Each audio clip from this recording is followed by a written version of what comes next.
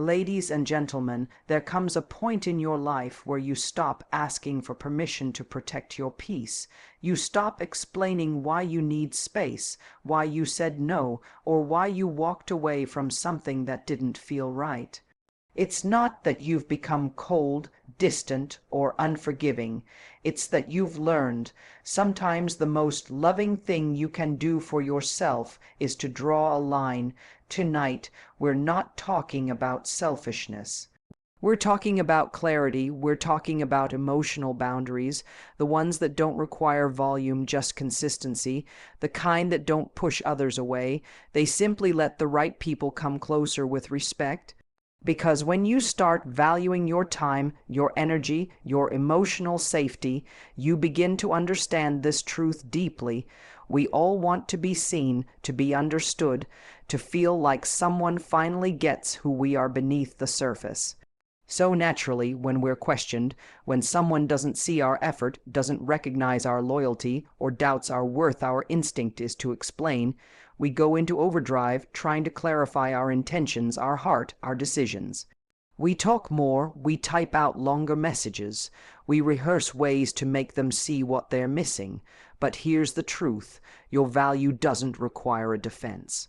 What you bring to the table, your compassion, your presence, your emotional awareness, your effort, that's not something that should ever need to be sold like a product. The people who are truly aligned with you won't need a presentation to recognize it. They won't need a full backstory to see the weight behind your silence or the meaning behind your standards. The people who are capable of appreciating your value already will. The danger of constantly explaining yourself is that it can easily turn into a form of emotional negotiation. You start feeling like you need to earn your place by proving yourself. You feel like every boundary has to come with a detailed explanation, like every no has to be followed by a paragraph softening the blow. But the more you do that, the more you start reinforcing a belief that your worth is conditional, that it depends on how well you can convince someone of it. There will be moments when someone challenges your standards, when they don't understand why you won't tolerate a certain behavior, when they think you're overreacting for wanting more clarity, more effort, more respect, and in those moments you might feel the pressure to explain why it matters, to walk them through your emotional history, to dissect past experiences so they can finally understand why this boundary exists. But you don't owe anyone that level of emotional labor, especially not someone who's unwilling to meet you with the same level of care. When you stop justifying your value, something powerful begins to happen. You start preserving your energy. You stop trying to carry the weight of someone else's understanding. You realize that being misunderstood is not a threat, it's often a filter. A way of revealing who's genuinely paying attention and who's just passing time in your life. People who truly respect you won't need long explanations. They'll listen to your tone. They'll notice your consistency. They'll feel your presence. Value is not loud. It's steady. It doesn't seek permission. It doesn't need a spotlight to be seen. In fact, the people who really see you won't need words to get it. They'll feel it in how you show up. They'll recognize it in the way you choose your peace over pleasing. They'll admire how you hold space for others without shrinking yourself in the process. And sometimes it's not even about others, it's about you. About the stories you tell yourself when someone doesn't respond how you hoped they would. When they pull away, act cold, or dismiss your feelings, the story often becomes, maybe I didn't explain it well enough, maybe I need to make them understand. But what if it's not about your clarity? What if it's about their capacity? Some people are not meant to understand you, not because you're too complicated, but because they're not ready to meet someone who values themselves that much. There's peace in knowing that you don't have to audition for love, friendship, or respect. You're not here to convince someone to choose you.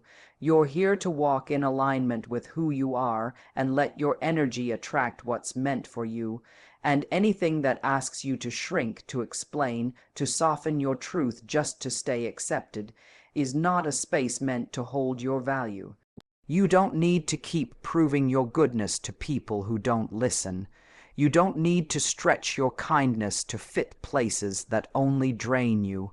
And you don't need to overexplain why your standards are the way they are. They're there because you've earned them. They're there because you've lived through what taught you to build them, and that alone is reason enough. The moment you begin trusting your own value, you stop begging others to see it. You stop shrinking into palatable pieces to fit into places you've outgrown. Your presence, your peace, your clarity, they speak for themselves. You don't need to explain who you are. You just need to be it fully, unapologetically, and without interruption. There's something about presence that can't be faked.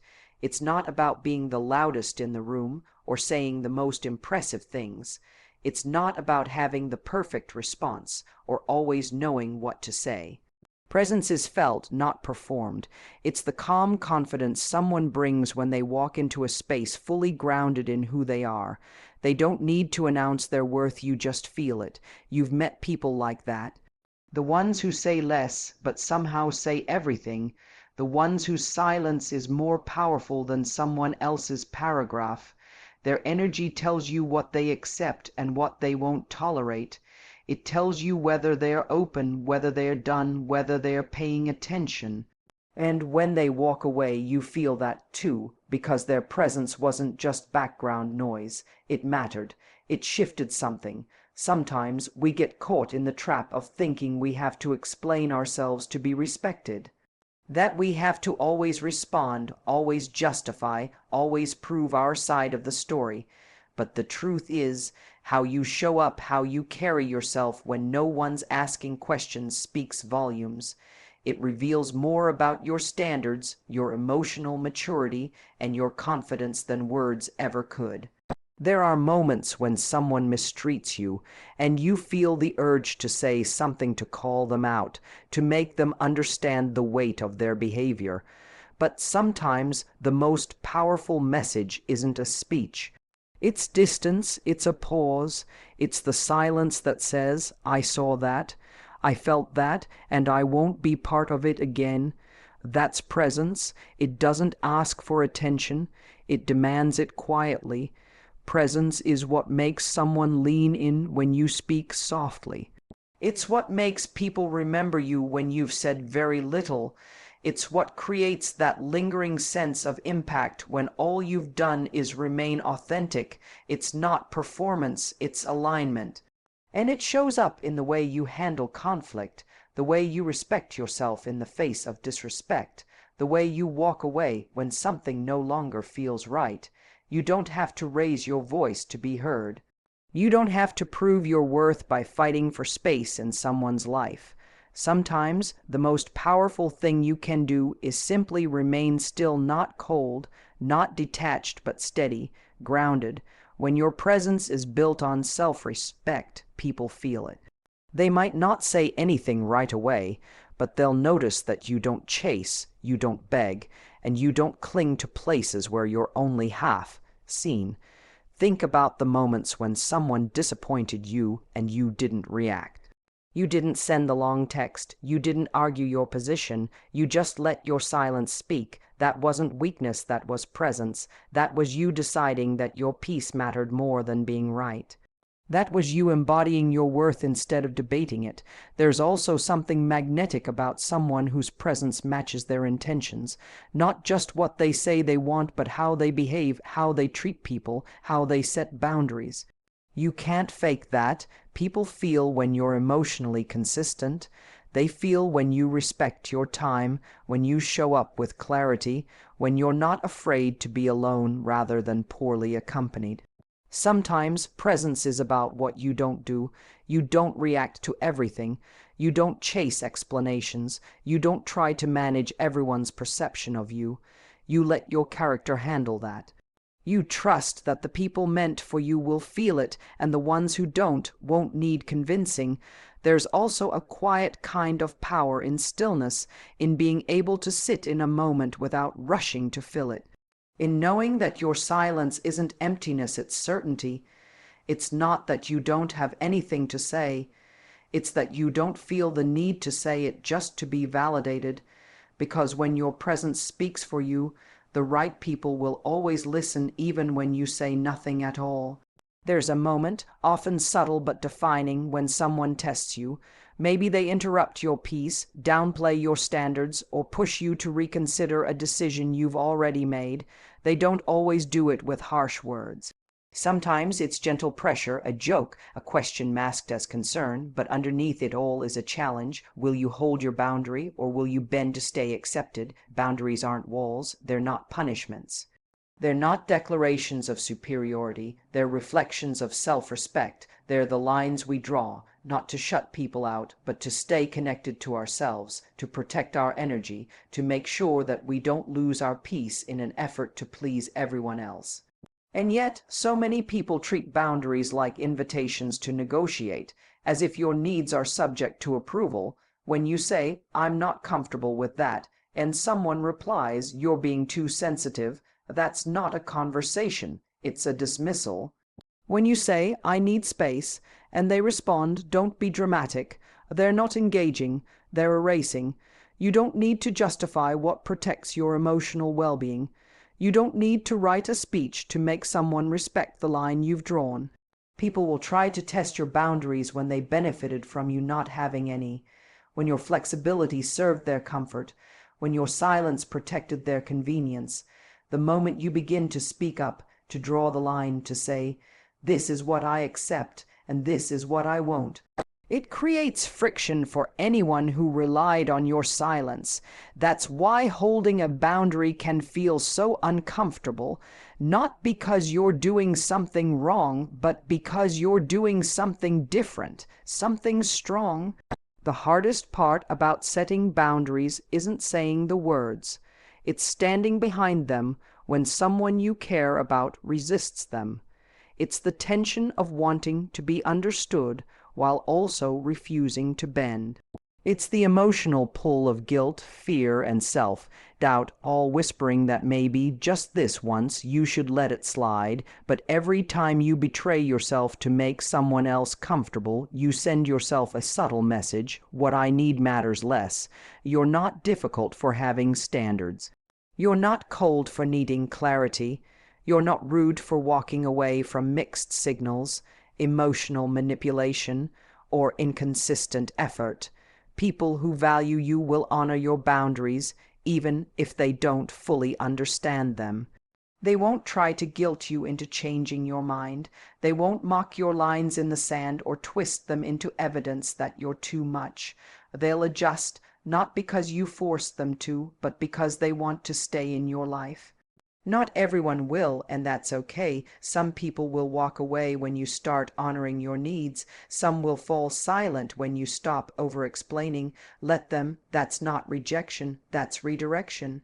That's the space being made for someone who doesn't need convincing to treat you right. The truth is, boundaries make relationships clearer, not colder. They help you identify who's emotionally safe and who's only around when it's easy. They create structure for mutual respect. Without boundaries, relationships blur. You end up giving more than you're receiving. You tolerate behavior that drains you. You stay quiet when you should speak up. You become more focused on not upsetting others than staying true to yourself. Sometimes the person who pushes your boundary isn't trying to hurt you. They might just not understand it yet, but that doesn't mean you should compromise. You can still care for someone and say no. You can love someone and still walk away when your peace is being threatened. Boundaries aren't barriers to love. They're the foundation of it. They make it sustainable, respectful, and real. You're allowed to have needs. You're allowed to require communication, honesty, effort, space, time, consistency, whatever it is that helps you feel secure. And once you've made those needs known, you don't have to keep defending them every time someone forgets, ignores, or disrespects them. You can remind them once, maybe even twice, but after that, it's not your job to repeat yourself. It's your job to protect your peace. Boundaries are not a debate. They are a declaration, quiet, firm. Non-negotiable, not because you're rigid, but because you finally understand what it takes to protect the version of you that no longer settles. So the next time someone questions your boundary, remember it's not your job to convince them.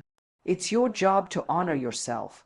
You don't need to explain your value to someone who only listens when it benefits them. You don't need to soften your standards just to stay accepted. Your boundary is not a rejection. It's a reflection of how deeply you've come to respect yourself, and the people meant for you, they won't resist it. They'll rise to meet it. Walk away if you have to. Stand firm when it's hard. Say no without guilt. Because the version of you who chooses peace over pleasing, that's the strongest version of you yet. Thank you.